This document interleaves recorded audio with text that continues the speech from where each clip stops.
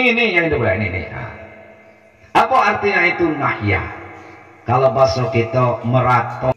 Nah, makulah ini yang diharamkan. Ya, kenapa? Karena Rasulullah mengatakan al-maitu yu'atsabu fi kabrihi bimaniha alaihi. Mayat di dalam kubur itu dia merasa tersiksa. Lantaran apa? Bimaniha alaihi. Lantaran ratapan orang yang masih hidup atau ahli atau keluarganya yang masih hidup. Jadi keliru kalau kita dulu ngatokan tanda kita sayang apabila kita merontak-rontak. Ya, kalau zaman jahiliyah itu begitu dia, ngempas-empaskan badan. Ini ngantok-ngantok kepala, narik-narik rambut, maculi gigi. Nah, itu kelakuannya. Gigi pas, mau gini ada terlalu. Nah, inilah yang diharamkan.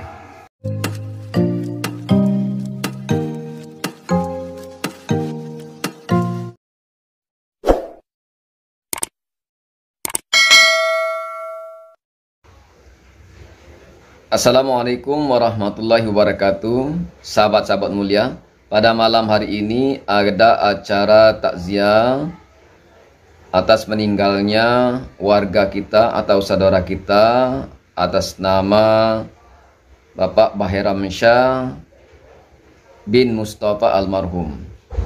Dan yang akan mengisi ceramah agama dalam acara takziah ini adalah Bapak Dr. Andes Haji Si'un Ruhan MHI. Ustadz ini adalah salah seorang Ustadz kondang di Provinsi Bengkulu. Oleh karena itu, sahabat-sahabat mulia, kita akan bagikan isi ceramah dari Bapak Dr. Andes Haji Si'un Ruhan MHI ini dalam 2 sesi video. Pada bagian pertama, yaitu masih merupakan ceramah yang sifatnya umum tentang takziah atau belum khusus untuk keluarga yang ditinggalkan. Kemudian nanti di bagian pertama ini diawali dengan pembacaan ayat suci Al-Quran yang akan disampaikan oleh salah seorang anggota pengajian kita, pengajian di Masjid Al-Jihad. Mari sama-sama kita dengarkan baik bacaan ayat suci Al-Qur'annya maupun isi ceramah pada bagian pertama.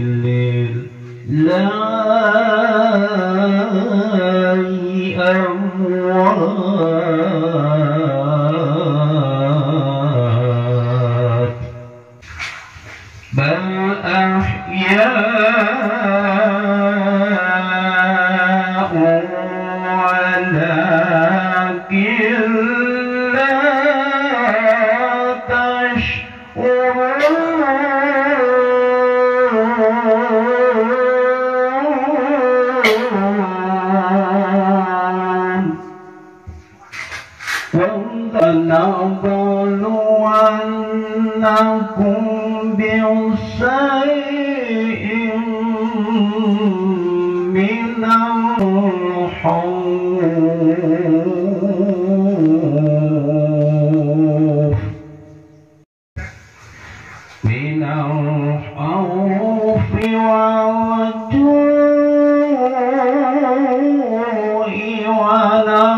من الخوف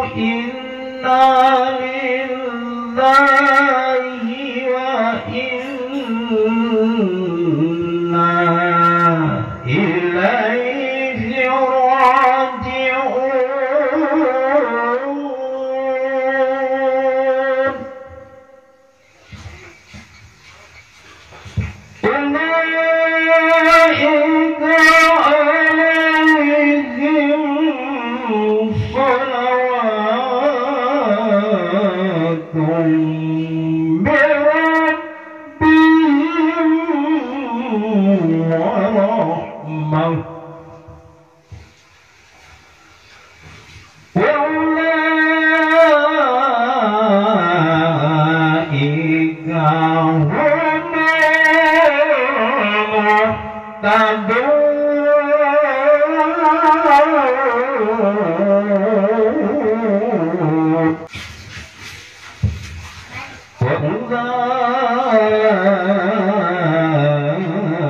وأولئك هم المهتدون وأولئك هم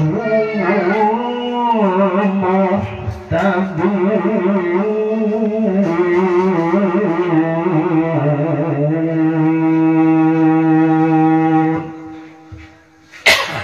صدق الله العظيم.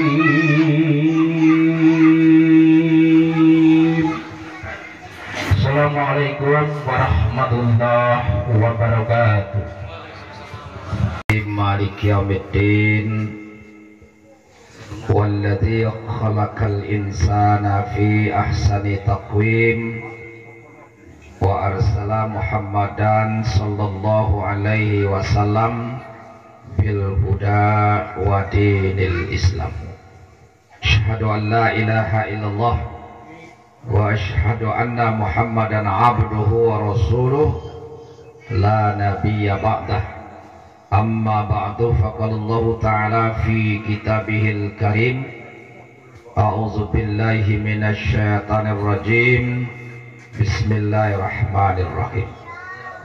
Wa lanabluwannakum bi syai'in minal khauf wal ju' wa naqsin minal amwali wal anfusi wat thamarat wa basyiris sabirin alladzina idza asabathum musibah qalu inna lillahi wa inna ilaihi raji'un.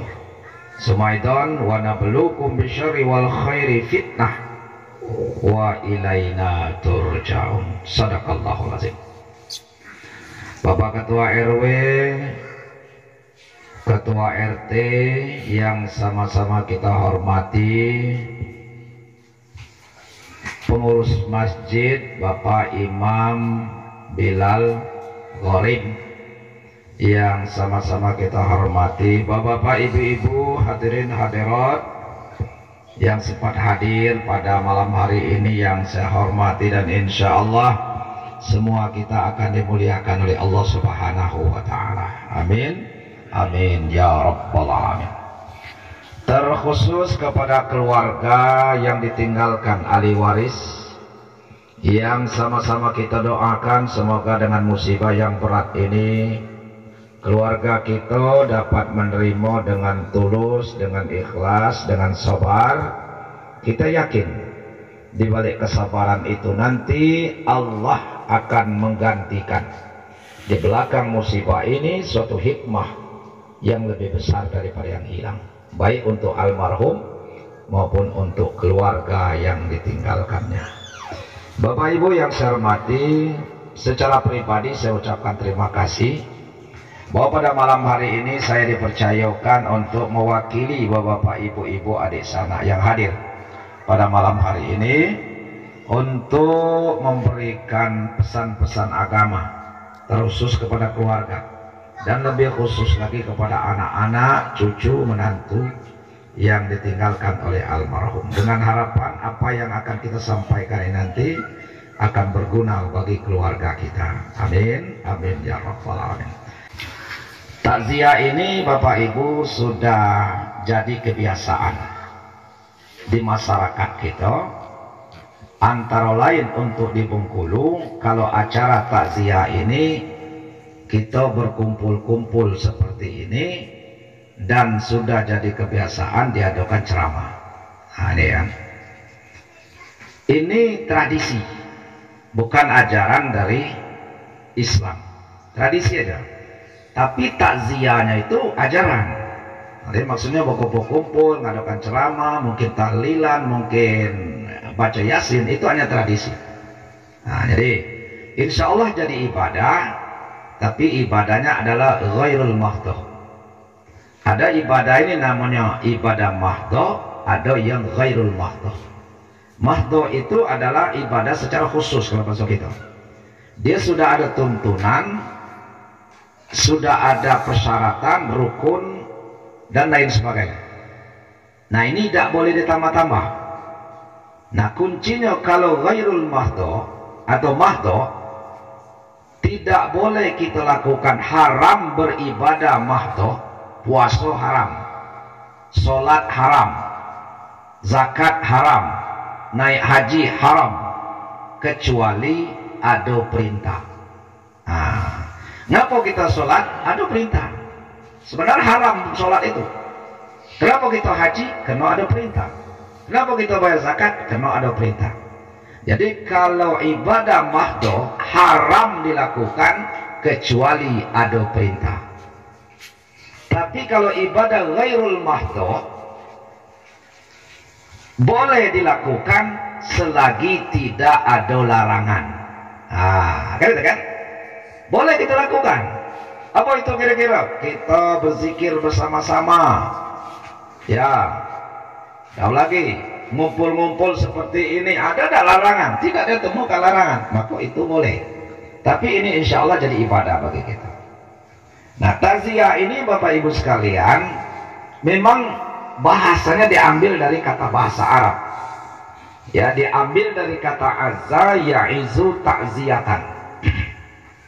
Apa artinya takziah itu? Artinya mengangkat kembali. Apalagi kalau bahasa yang lain, memberikan semangat, apalagi berikan spirit, apalagi kira-kira yang serupa-serupa itu. Nah, siapa yang kita angkat waktu kita bertakziah ini, itu ada dua macam. Yang pertama kita angkat adalah yang meninggal. Apanya yang kita angkat? Mayatnya kita gali. Jangan. Yang kita angkat itu nama baiknya. Tadi kata ahli rumah, dia salut dengan di lingkungan ini, luar biasa. Hujan-hujan ngurus almarhum, artinya tidak sia-sia. Bahwa malam ini juga kita lihat, saya kira Bapak Ibu ini tidak lepas dengan almarhum. Kenapa kita tidak sia-sia? Kenapa Bapak Ibu malam ini rame? Kita tidak dipanggil, kita tidak diajak, tapi kita merasa terpanggil. Karena inilah buktinya bahwa almarhum semasa beliau hidup, beliau adalah orang baik. Nah, ini kan orang baik. Dia merupakan tokoh masyarakat yang sekitar ini. Nah, inilah yang kita angkat. Nah, mudah-mudahan cara beliau beribadah, cara beliau bergaul, ini akan tetap kita hidupkan. Maka Bapak Ibu, kalau kita berkunjung kepada orang meninggal, dilarang keras kita menceritakan aib orang yang sudah meninggal itu. Walaupun sebenarnya bukan meninggal, masih hidup juga, tidak boleh kita menceritakan aib seseorang. Ceritakanlah yang padek-padek. Dan alhamdulillah apa yang dilakukan oleh almarhum itu selalu baik-baik. Nah, buktinya Bapak Ibu sekalian, kita takziah pada malam hari ini, bagi yang belum begitu dekat dengan almarhum sudah terjawab bahwa ternyata almarhum ini adalah orang baik. Maka ada Bapak Ibu sekalian banyak pesan-pesan yang perlu kita hidupkan. Banyak orang besar, oh kau rajin nggak sholat gini? Aku teringat dengan pesan almarhum. Walaupun sesibuk-sibuk kamu, jangan sampai kamu meninggalkan sholat. Nah, jadi artinya ada istilah kita, biarlah dia mati, tapi cara beribadah, cara bergaul tetap kita hidupkan. Itu namanya kita mengangkat kembali nama baiknya cara beribadah, cara dia bergaul. Yang kedua yang kita angkat itu yang kena musibah. Siapa itu? Anak, istri, cucu, menantu yang ditinggalkan. Itu yang kena musibah, saudara-saudaranya. Ini yang kita angkat. Kenapa kita angkat? Karena orang yang kena musibah sebagai manusiawi, nalurinya pasti jalan selagi kita sehat. Kalau kita kena musibah, dia pasti akan bersedih. Dan kadang-kadang kesedihan itu ditandai dengan dia menangis. Nah, maka Bapak Ibu sekalian, kita hadir pada malam hari ini atau kita hadir kemarin, bukan kita melarang anak-anaknya menangis, bukan kita melarang anak-anaknya bersedih. Jangan dilarang Bapak Ibu, silakan dia menangis, silakan dia bersedih. Rasulullah, seharusnya Rasulullah itu kalau dia kena musibah, tidak usah menangis, tidak usah dia bersedih. Tapi beliau kan manusia biasa, sama dengan kita. Bedanya dia diutus oleh Allah, dia sebagai Rasul, itulah bedanya. Tapi sebagai manusia, beliau sama dengan kita Bapak Ibu. Dia punya kesalahan, dia pasti punya kekeliruan, dia punya kelebihan, dan dia juga punya kelemahan. Nah, Rasulullah SAW Bapak Ibu, dia kena musibah, bersedih, menangis. Banyak riwayat, antara lain putra beliau namanya Ibrahim, itu meninggal umur lebih kurang 17 bulan, artinya kira-kira tengah 2 tahun. Pas anak beliau itu meninggal, beliau gendong Pak. Ya, kalau bahasa dusun itu dikili, digendongnya putra beliau. Waktu beliau gendong itu, beliau tidak bisa menahan. Beliau menangis terseduh-seduh. Air mata beliau ini tanpa disadari sudah mengalir di mayat Ibrahim tadi. Waktu itu beliau seolah-olah diprotes oleh sahabat, wahai Rasulullah, kenapa engkau menangis? Bukankah menangis dilarang oleh Allah? Apa jawab Rasul pada waktu itu? Wahai kawan-kawanku sekalian, teman-temanku sekalian, sesungguhnya Allah tidak akan menyiksa lantaran tetesan air matamu, dan sesungguhnya Allah tidak akan menyiksa lantaran kesedihan hatimu, tetapi Allah akan menyiksa lantaran beliau menunjuk tunjuknya ke arah mulut atau ke lidah. Ini yang itu boleh ini. Apa artinya itu? Nahya. Kalau bahasa kita meratok, kalau bahasa Bengkulu meratap, bahasa Indonesia bekwatul, kalau bahasa Sarawai alias berandaian. Ini boleh. Ya. Nah, apa Bapak Ibu sekalian berandaian itu? Yaitu berandaian. Apa kesenangan anak itu kalau meninggal itu disebutkan loh. Tapi intinya kita meratap itu adalah menantang takdir Allah. Contoh, anak tadi umur kita anggaplah 6 tahun. 6 tahun ini mungkin masih TK atau lah kelas 1 SD. Kira-kira kesenangan anaknya tadi dikumpulnya kurai, supaya jijiannya tadi jangan keliru. Ada sepatu, lampu letaknya. ada tas, ada pensil, ada buku diletakkan. Mulai dia menyanyi. Anak siapa lagi kemakai sepatu belampu, anak siapa lagi kemakai topi berambut, anak siapa lagi kan nuliskan pena ini, anak kesemelo aku lahir suang mati, lahir roh mati, ngapa anak cuma lidah mati. Itu biasanya kan, itu yang dinyanyikan ya. Nah, makulah ini yang diharamkan. Ya, kenapa? Karena Rasulullah mengatakan al-maitu yu'atsabu fi kabrihi bimaniha alaihi. Mayat di dalam kubur itu dia merasa tersiksa. Lantaran apa? Bimaniha alaihi. Lantaran ratapan orang yang masih hidup atau ahli atau keluarganya yang masih hidup. Jadi keliru kalau kita dulu ngatakan tanda kita sayang apabila kita merontak-rontak. Ya, kalau zaman jahiliyah itu begitu dia, ngempas-empaskan badan. Ini ngantuk-ngantuk kepala, narik-narik rambut, maculi gigi. Itu kelakuannya. Gigi pas, mau gigi ini ada terlalu. Nah, inilah yang diharamkan. Kalau nangis, silakan nangis. Apalagi kita ada dulu sana-sana kita, nah silakan kau nangis, nah tapi tolongnya jangan kau panitia kayak mato. Nah itu nyiksa betul. Mama no nangis tidak nita kayak mato itu mencaro ya. Karena lambang nangis bukan suara, lambang nangis itu adalah air mata. Sebesar apapun suara, kalau air mata tidak menetes, itu adalah tangisan yang palsu. Seandai di tetangga kita tadi Pak, kalau bahasa dusun tegau-gau lah jadi akad lagi lepak kau kita ngam. Kita kecak anak kita coba coba intip dulu tetangga kita nih. Jadi akad tadi nangis tuh ngapo dia tengoknya ke anak kita ini dua yang mata ya Pak, coba kau dekatin ya, dekatnya lagi air telinganya keluar Pak. Berarti dia bukan nangis ya, enggak besak lumayan besar itu bukan nangis. Nah jadi artinya Bapak Ibu, menangis itu tidak dilarang. Mau ninggal dia menangis silakan, menangislah sepuas mungkin, menangislah, jangan dilarang. Tapi kalau dia ngecek-ngecek dan nyebut-nyebutan, jangan lama terontak, itu perlu diselamatkan. Nah, jadi artinya menangis itu boleh dalam agama kita.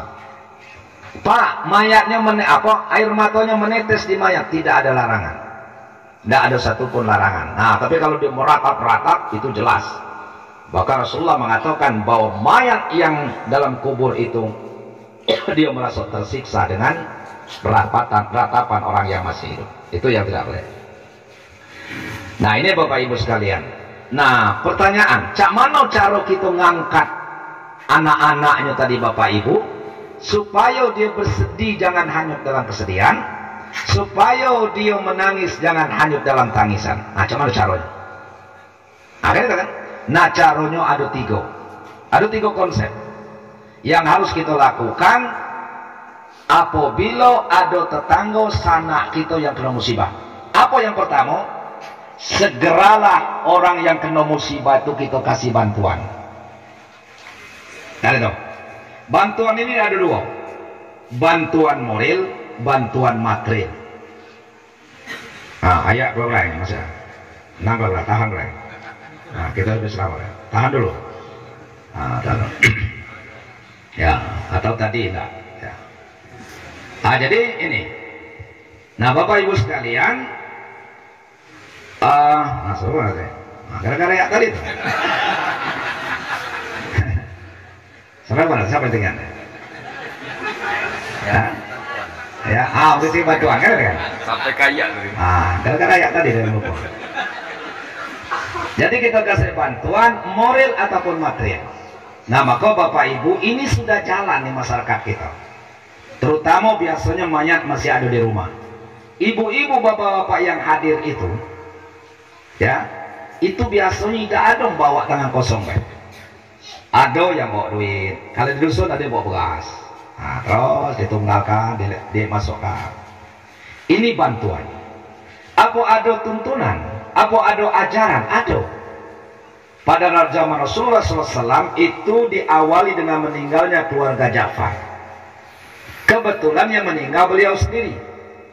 Nah, dilapor kepada sahabat, ya Rasulullah, warga kita ada yang kena musibah. Siapa? Keluarga Ja'far. Siapa yang meninggal? Ja'far sendiri, mati terbunuh.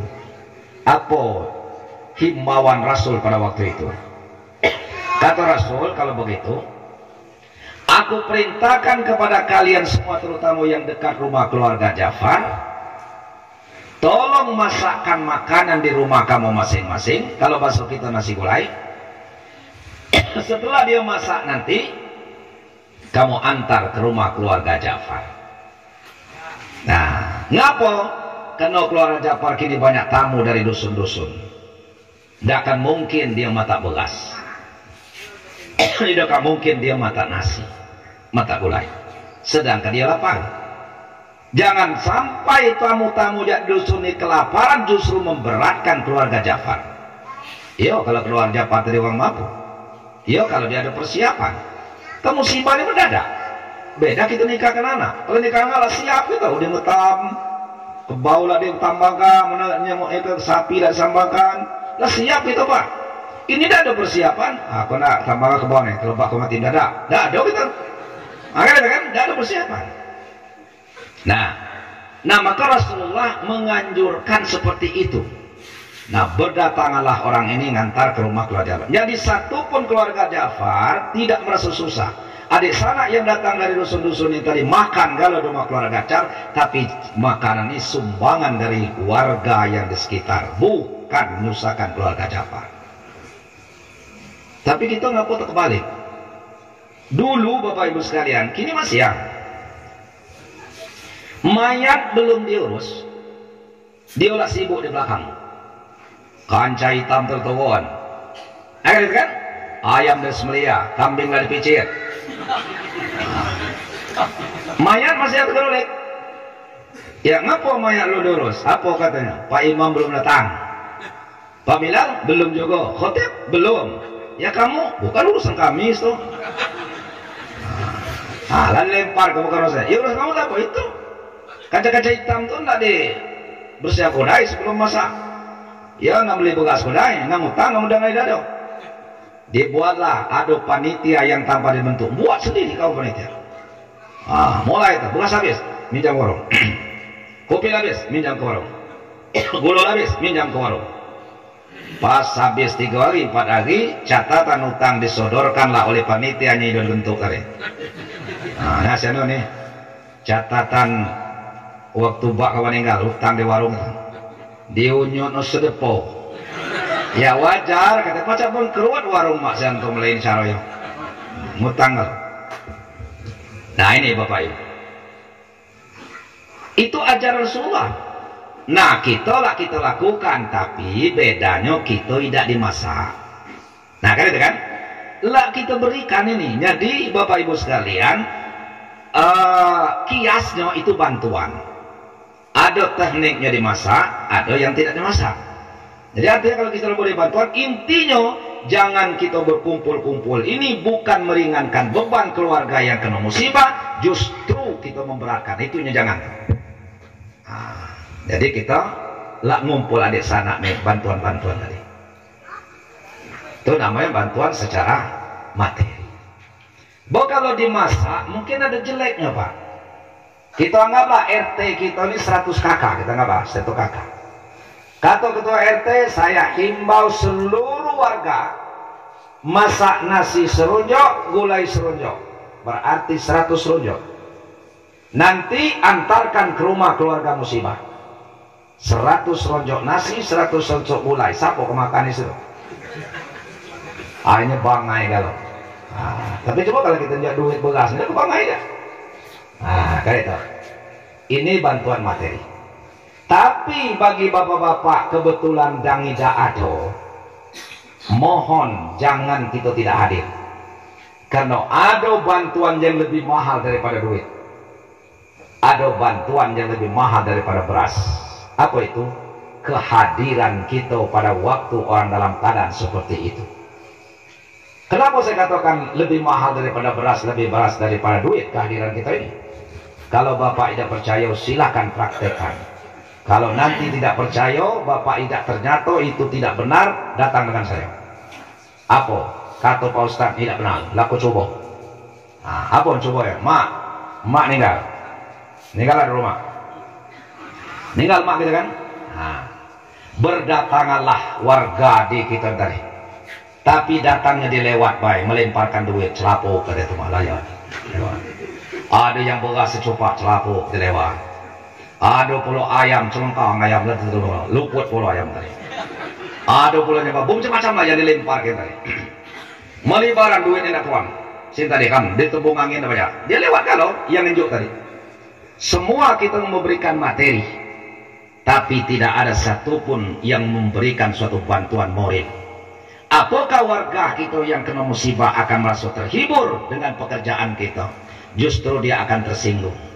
Kalau Bapak Ibu tidak percaya, cobalah, aku coba tuh, aku lempar ke ada duit.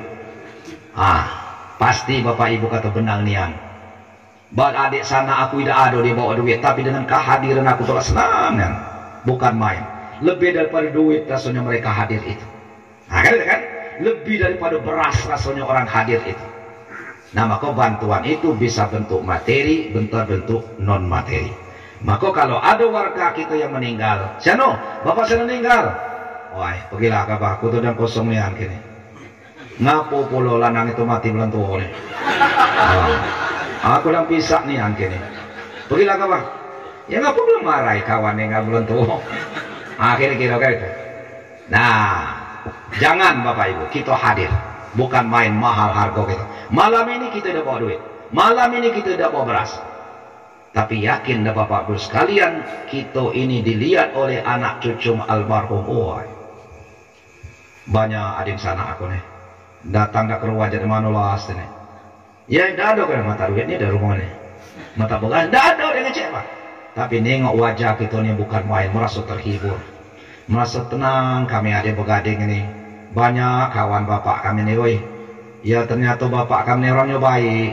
Cobalah kalau bak kita ni baik, kan ada kita ni datang pak. Terus terang aja. Karena hukum masyarakat itu lebih kejam daripada hukum tertulis. Jangan kita katakan Allah kapidal masyarakat di sini dan kompak. Ngapo? Sosial meninggal tidak ada. Jangan dulu midal kat warga tu, jangan-jangannya mati tu yang pidal. Ayo, jangan dulu kita ngecap ini, ngatakan ini pidal. Ada yang ngomong itu. Jangan-jangannya mati tu tidak bergaul, orangnya jahat, ngetetanggo, mana kawan dah. Ya saya katakan, maka hukum masyarakat lebih kejam daripada hukum tertulis. Ini Bapak Ibu sana. Maka saya katakan betul kita pada malam hari memang mengangkat cara-cara almarhum bergaul, kita angkat kembali. Itu bantuan Ibu-Ibu. Jadi bantuan itu kita beri bantuan moral maupun material. Yang kedua, cara kita mengangkatnya Bapak Ibu kita doakan. Cak mana cara kita mendoakan? Nah ini tidak ada rumusan yang dari Rasulullah. Maka terjadilah perbedaan cara kita mendoakan orang-orang yang sudah meninggal. Berkumpul kita ke rumah orang meninggal tadi. Ada yang baca tahlilan, ada yang baca Yasin, ada yang baca ayat-ayat Al-Quran. Nah kan? Boleh, boleh. Ngapa boleh? Karena tidak satupun ayat yang melarang. Maka saya katakan itu termasuk ibadah. Kita baca Yasin, baca Al-Quran, itu yang termasuk yang ghairul muhtab. Dia tidak ada rukun-rukun persyaratan. Berpahala, silakan kita lakukan selagi itu tidak ada larangan. Nah, ngapa kita nggak belagu? Ini kadang-kadang kita ada beda dikit, saling bid'ah membeda'kan. Apa Yasin itu bid'ah? Mana pula ada pada sahabat Rasulullah ngumpul-ngumpul baca Yasin. Terbeli musibah, apa tidak bid'ah? Bid'ah pula. Mana ada pada zaman Rasulullah ada terbeli musibah? Kadang-kadang tidak ditemukan. Tapi nama tentang saya kan ini adalah merupakan tradisi. Silakan kita mendoa dipimpin oleh Pak Imam, boleh silakan. Berdoa sendiri-sendiri silakan. Diawali baca Al-Quran silakan. Dibaca ayat-ayat suci di surah-surah Yasin silakan. Tambah lagi tahlilan silakan. Nah, jadi tidak perlu kita saling bid'ah membid'ahkan. Apa bid'ah itu Pak? Seluruh yang tidak ada pada zaman Rasulullah itu bid'ah. Jadi bid'ah galau berarti kita. Ya kan itu? Seluruh yang tidak ada perintah Rasulullah itu bid'ah. Nah, kalau itu rumus bid'ah, mulai dari sahabat sudah ada terjadi bid'ah besar-besaran. Siapa itu? Pada zaman Abu Bakar, atas usul Umar adalah pembukuan Al-Quran. Tidak ada perintah Rasul agar Al-Quran dibukukan. Nah, waktu itu pada zaman Abu Bakar, Rasulullah Umar mengusulkan, Abu Bakar, cuman kalau Al-Quran itu kita bukukan. Apa jawab Abu Bakar? Jangan, karena tidak ada perintah daripada Rasul. Tapi kata Abu Bakar, aku nak dengar dulu kira-kira alasan kau ngapo nak buku Al-Quran. Nah, jawaban dia sangat simpel lah. Kata beliau, aku khawatir ya Abu Bakar, kalau zaman-zaman kita ini Al-Quran ini dari sini kalau katakan setelah itu meninggal nanti, para sahabat sudah meninggal, yang hafal Al-Quran sudah berguguran, apakah akan orang tahu semua di akhir zaman nanti apa itu Al-Quran? Tapi coba kalau kita sudah jenuh buku, nanti kita tinggalkan buku ini, silakan mereka belajar sendiri, silakan mereka menghafal sendiri, silakan mereka mengkaji sendiri. Nah, sehingga sampai sekarang Al-Quran tidak terhapus karena dibukukan. Pada zaman siapa? Zaman Abu Bakar. Ada perintah Rasul? Tidak. Masa kita ngatakan Abu Bakar dengan Umar masuk neraka? Nah, gara-gara bid'ah. Nah, kira-kira gitu. Kemudian apa lagi? Saya contoh, ada kebiasaan bapak-bapak. Nah, kebiasaan. Contoh, kata bapak-bapak, aku dari muda-muda dulu jadi kebiasaan aku nian. Apa Pak? Habis sholat maghrib itu Al-Quran aku siap di depan itu, belum kak berangkat sampai sholat isya selesai. Habis sholat maghrib, setelah aku berdoa berzikir, aku baca Al-Quran itu bisa 2 juz sekali dua, bisa 3 juz, bisa 1 juz kali itu kan.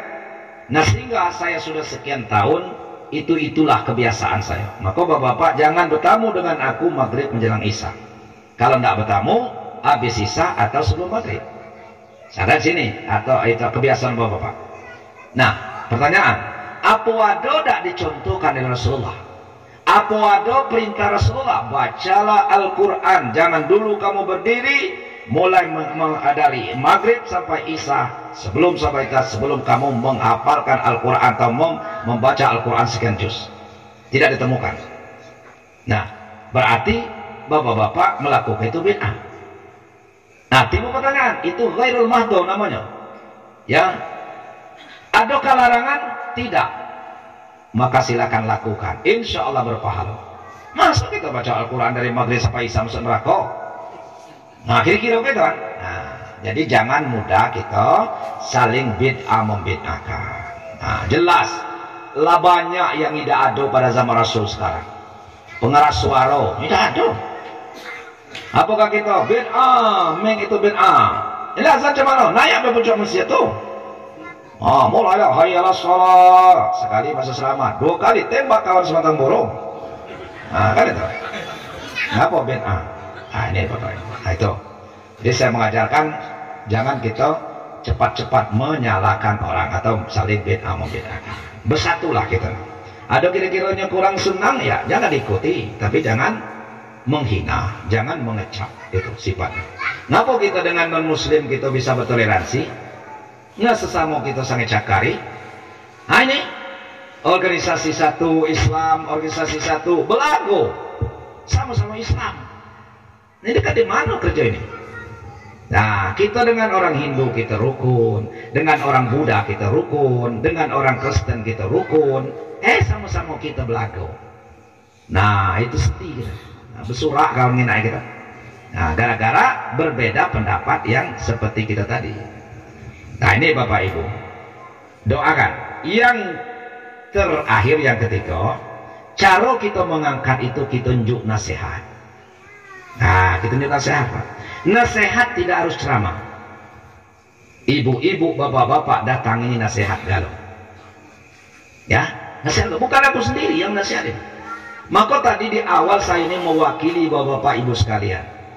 Saya sadar tanpa bapak-bapak aku tidak ada rego malam ini. Tidak ada nilai Pak. cobalah aku sugang apa ceramah sini.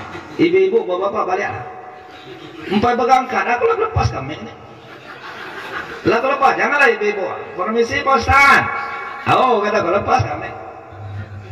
Karena saya tidak ada ya nilai pada malam hari ini kalau tidak dibantu dengan bapak-bapak. Jadi kelas itu sama malam ini. Ya, sama di hadapan Allah. Sama nasihat. Tapi kalau nak ngicak galau, siapa kan mengangi oh. Nah, kan maka biarlah aku baik yang ngicak. Nah, ibu-ibu berhenti kudai. Bapak-bapak berhenti kudai. Tapi alhamdulillah tertib, jadi tadi tertib. Ya, walaupun dia ngicak, tidak bersuara. Ya, alhamdulillah. Nah, saya salut juga. Nah, itu ya. Nah, ini ibu-ibu bapak sekalian. Jadi kita nyampaikan nasihat. Demikian sahabat-sahabat mulia, isi ceramah pada bagian pertama dalam acara takziah ini. Dan kemudian nanti kita saksikan juga atau kita dengarkan juga isi ceramah pada bagian yang kedua, di mana isi ceramahnya khusus disampaikan untuk keluarga yang meninggal. Memang juga tentu bermanfaat juga bagi yang mendengarkannya. Kalau sahabat-sahabat mulia penasaran tentang isi ceramah dimaksud, mari saksikan pada video berikutnya. Dan juga untuk pertama ini jangan lupa subscribe, like, comment, and share.